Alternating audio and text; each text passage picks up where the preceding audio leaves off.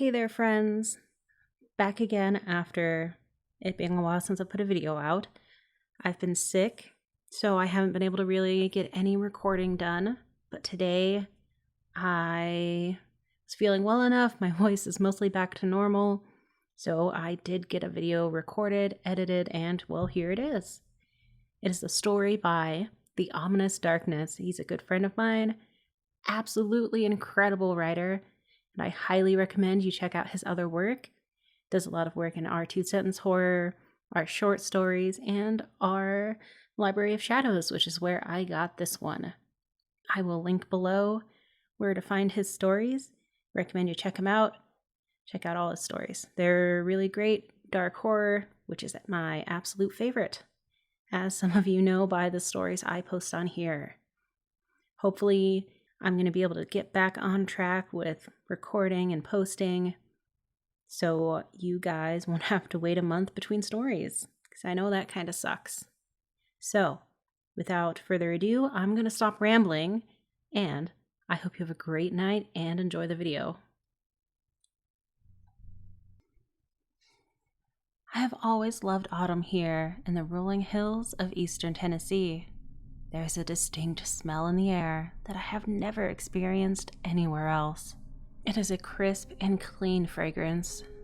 It is as if Mother Earth has scrubbed away the decay of the summer and left behind a fresh and clean canvas upon which to paint anew.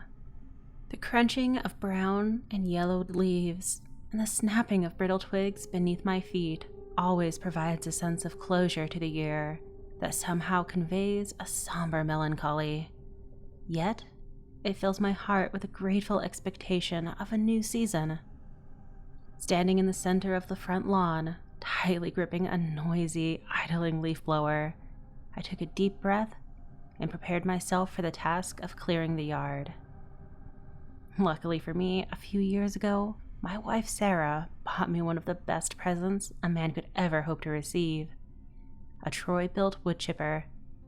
Honestly, this one piece of equipment has saved me a fortune I would have otherwise spent hiring a landscaping company. That's not to mention a whole lot of unnecessary back pain that comes from spending a day raking by hand. Not that I mind a little yard work, it's just that I've got one hell of a yard. Our snug and comfortable home is nestled among the tree line that borders the northern side of Route 20, way out past Donkey Lake, out in God's country. The middle of nowhere, some say, but we like it. It's quiet and private. When folks get on up and age like us, there develops an appreciation for the solitude of country living that just can't be found way out there in the city. Our quaint little house sits smack in the middle of 2 acres of gently rolling slopes littered with maple, oak, and elm trees. Beautiful to behold in the spring, but an absolute pain in the ass in the fall. By mid-October, I can't see the grass in the yard for the blanket of leaves that cover it. It takes about half a day to get the front lawn clear of sticks, leaves, and a few errant cones that fall from the solitary pine that towers over the other trees. But I've got an old John Deere riding mower that's seen better days, and a small, rusty trailer to pull behind it. I like to tow the chipper to the edge of our property line, behind the house, and point it into the thick woods. I'll make several trips back and forth from the yard to the chipper with that little trailer piled full of the debris I've raked up. Sarah went to see her elderly aunt Beatrice over the county line. She does this every Saturday without fail, and usually doesn't make it back home until after 6 o'clock or so. Not long after she left, I finished my second cup of coffee, enjoyed a puff or two on the pipe, and then got to work. Before I knew it, it was just afternoon and I was hungry. I finished stuffing the last bundle of twigs into the chipper and killed the engine. With my stomach rumbling, I lumbered up back to the porch steps, kicked off my boots, and stripped away my coveralls. I ducked into the washroom to get all the dirt and grime from beneath my fingernails before making my way into the kitchen to forage in the fridge. Sarah was always good about leaving me a few sandwiches wrapped up tightly in cellophane, or some leftovers from last night's supper nestled tightly in her precious Tupperware. Just as I began to lather up my hands, I felt a slight sting in the palm of my left hand. I rinsed the soap off, put my glasses on, and peered at my hand.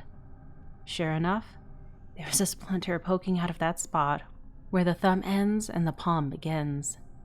It was a big one.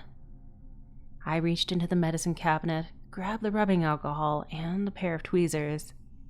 I sat down on the toilet and began to dig at the splinter. As it turns out, it wasn't a splinter after all. I tugged and pulled on it for quite some time. At some point, I fumbled around in the junk drawer of the kitchen until I found a little box of those rectangular razor blades that Sarah uses to remove labels from glass jars that she wants to keep. An hour later, I peeled away every inch of skin in my forearm, just below the elbow. What I found beneath the skin wasn't blood or sinew, muscles or tendons. No. What I found was bark. Tree bark. I couldn't stop and leave well enough alone. I really couldn't quite bring myself to believe what I was seeing and doing. There's no pain at all. The skin simply peels away as easily as old wallpaper might once it's steamed. I thought of calling Sarah, but I really didn't want to disturb her visit with her aunt. I just kept on peeling. I peeled away every inch of what used to be my skin. All that remains left is my face. Well, most of it anyway. I did start tugging on a sprout that came from a little wart on my nose. I noticed that my joints were becoming increasingly difficult to move. I could feel myself wanting to, how do I say this, take root and solidify. But I can't let that happen. I can't let Sarah find me this way. The chipper is running, and even as it shreds and devours my wooden torso and spits it out into the woods, as the rest of me begins to slide into the hungry mouth full of grinding and gnashing metal teeth, I'm still grateful that my last moment will be spent gazing skyward at the beautiful trees swaying in the gentle breeze beneath a bright blue, cloudless sky. Suddenly the chipper coughed, sputtered, and stopped. It's out of gas.